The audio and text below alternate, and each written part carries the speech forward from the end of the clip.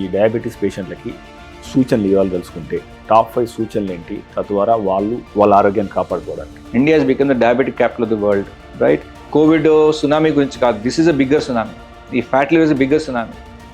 ఎందుకంటే ఒక్క బర్గర్లో ఎన్ని క్యాలరీస్ ఉంటాయి అనుకుంటున్నారు మీరు? ఆల్మోస్ట్ 2500 క్యాలరీస్ ఉంటాయి ఒక్క బర్గర్లో. యాజ్ ఎ అడల్ట్ మనకి రోజు మొత్తంలో కావాల్సింది 2000 క్యాలరీస్. ఒక బర్గర్ సరిపోతుంది మన రోజుకి, అంతే, అయిపోయింది. 5 నిమిషాల్లో బర్గర్ తినేసావు, రోజు కావాల్సిన క్యాలరీస్ని అయిపోయింది. మీరు మీ అనుభవపూర్వకంగా చెప్పండి, which kind of fasting is good for Indians and why?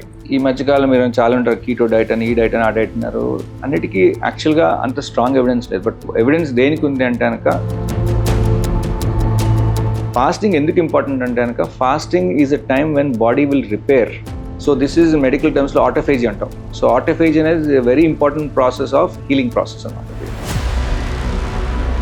Parents ఎక్కువ కంప్లైంట్ చేస్తుంది ఏంటంటే, మా పిల్లలు కాన్స్టిపేషన్తో బాధపడుతున్నారు. కాన్స్టిపేషన్కి వాళ్ళ పిల్లల్ని దూరంగా ఉంచాలంటే ఇచ్చే ప్రాక్టికల్ టిప్స్ గురించి చెప్పాను. నేను ఫస్ట్ సింపుల్గా ఒకటే మాట చెప్తాను, నచ్చకపోవచ్చు కొంతమందికి.